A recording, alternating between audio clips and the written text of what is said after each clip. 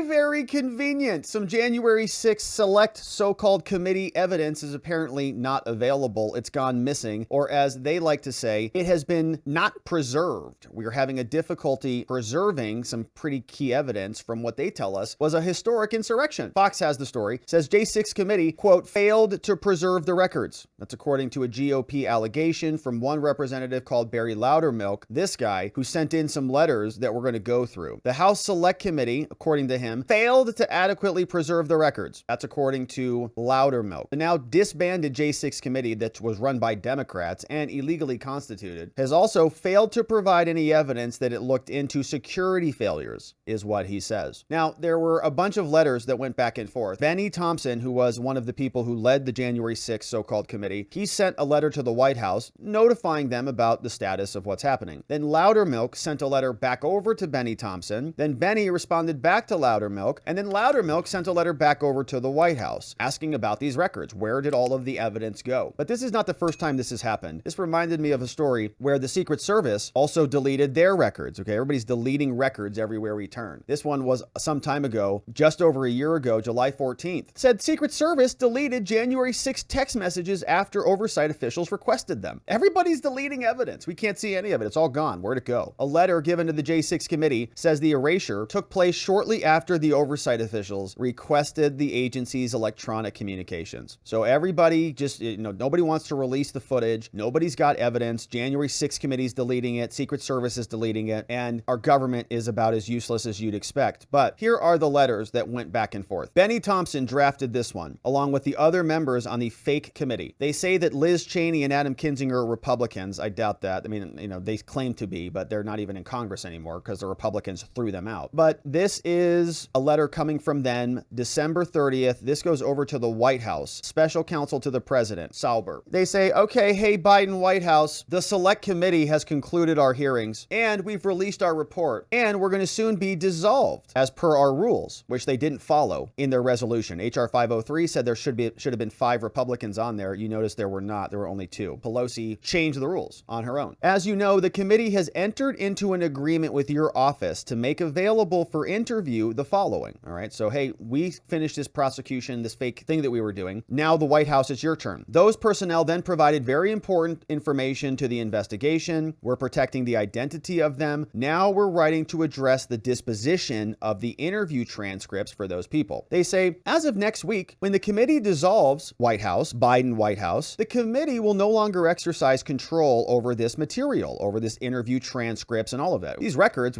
they're not our jurisdiction anymore. And thus, we cannot ensure the enforcement of the commitment to maintain the confidentiality of the identity of the witnesses. And so pursuant to long-standing House rules, the official records will be archived and passed over to the archives, National Archives. This will protect everybody. So in coordination with the Office of the Speaker of the House to comply with House rules, we hereby are providing those transcripts to blank, redacted now, for review, timely return, and designation of instructions. During your review, we recommend, this is at the White House, we recommend that blank provide for the official file that will reside in the archives. Our expectation is that transcripts with the instructions will be a part of the historical record. Thank you for your assistance. So basically the J6 committee, Liz Cheney, who got fired by Wyoming, and Bennie Thompson send this letter. Hey, we're done with these files. We're going to turn them over to the National Archives, but we do think that you should probably look at them first. We entered an agreement with your office at the White House to give you these files, and then we're giving those transcripts to this person now for their review. And during that review, we recommend that this person provide the official file to reside in the archives. Any written guidance necessary for limitations on the sensitivities. Okay, so they're done. Okay, we're basically done with these files. You guys, it's your files now. So after that letter went out, we have another letter from Representative Loudermilk. This is a Republican congressman on the Oversight Committee. Barry sends the following to Bennie. He says, hey, Bennie, I'm writing to you today. This letter comes out June 26, 2023 from Barry Loudermilk, hailing from Georgia. Says, I write to you today in your capacity as former chairman. I'm the chairman on Oversight. All committee chairs, he says, since I'm the chairman on the subcommittee on Oversight, he says, Bennie, all chairs have a responsibility to archive non-concurrent committee records at the end of Congress. It's the chair's responsibility to store those records at NARA, the National Archives. The resolution establishing the Select Committee added an additional reporting requirement by mandating all records of the committee be transferred to any committee designated by the Speaker of the House. That's in their rule HR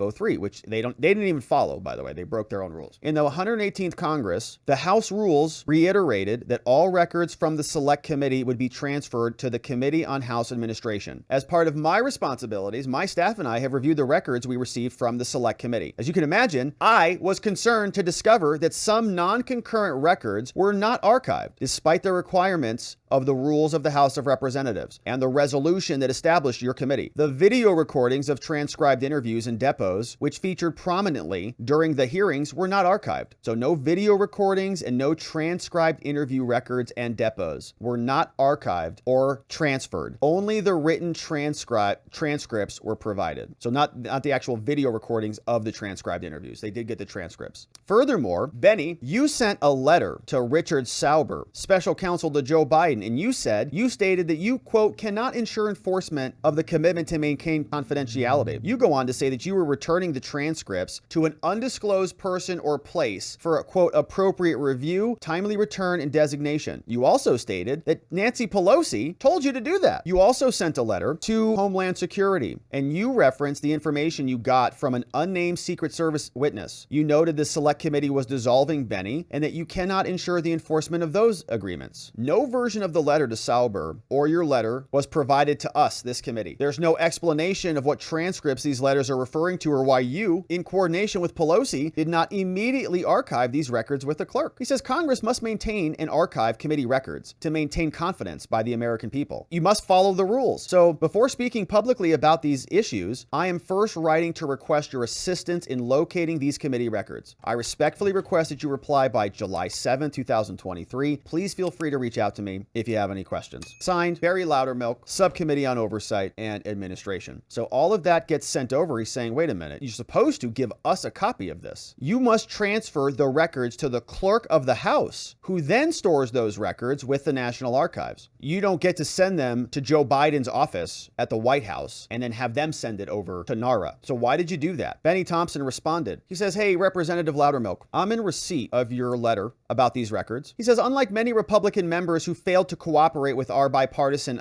committee, which obviously it was not. I mean, they say it was. I say it wasn't. If they say it was, I can say it wasn't. It's both, I think, fair. He says, I will afford you a courtesy of a response, especially given your letter's factual errors. He says, at my direction, the Select Committee worked in close coordination with House administration and the Clerk of the House and Office of General Counsel and NARA. We prepared more than 1 million records for publication. Given the historical importance of these documents, I'm proud of our work. As you note in your letter, the rules requires the archival of non-current concurrent records. To that end, our committee used an e-discovery platform to manage our records, and we consulted with the court clerk, and we created a 4 terabyte digital archive, which includes everything. You also note that Liz Cheney and I sent letters to DHS. This was part of our effort to accommodate the executive branch in protecting certain sensitive information while complying with the rules of the House. You see what happened here? They sent it over to the Biden people at the White House so that they could review it before they turned it over to the archives. We made an effort to accommodate the executive branch in appropriately protecting certain sensitive information. What sensitive information? We don't believe what you say is sensitive information is sensitive information. The executive branch is still conducting its review of the material to provide the appropriate archiving guidance by the time the Select Committee dissolved. Nobody cares about the guidance from the executive branch. The Republicans would like to see it before the executive branch, in this case Joe Biden, whitewashes the whole thing. So they say accordingly, the Select Committee,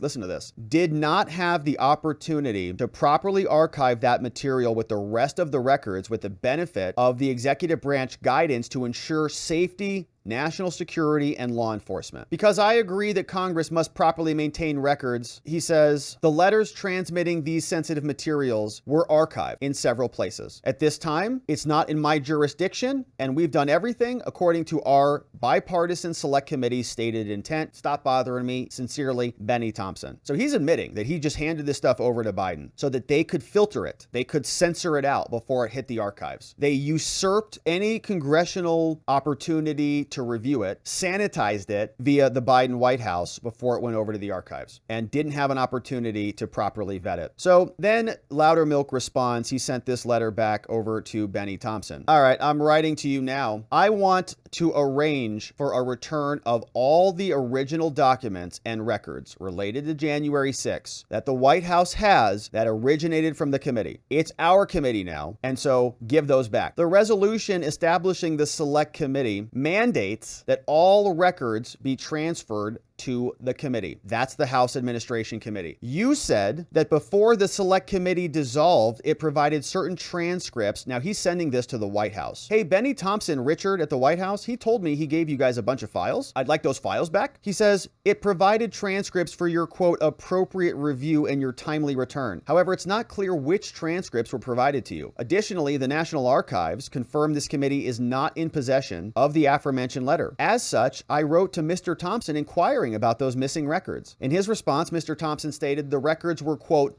loaned to the White House. Thompson admitted the Select Committee did not archive these committee records as required by House rules. Didn't do it. He stated the committee did not have the opportunity to properly archive that material with the rest of its records. Oh, man. So he deferred it to somebody else. He says the heavily redacted letter that memorializes the loan of the documents to the White House was published. And so now I ask for the following from you. I want an unredacted original copy of the letter that Thompson sent to you. Let me see what's in there. I want all original copies of the documents that were referenced in the letter. Anything about the loan agreement between your office and Bennie Thompson. The name of anyone made available, if not named. All unredacted correspondence between you, the Biden White House, and the Select Committee. All documents that were transmitted. If you have any questions, please let us know. Otherwise, I'll be looking forward to hearing your response, including the digital and physical materials, when they're delivered to our administration committee. Sincerely, your friend, Barry Loudermilk. So, what an absolute joke, okay? Bennie Thompson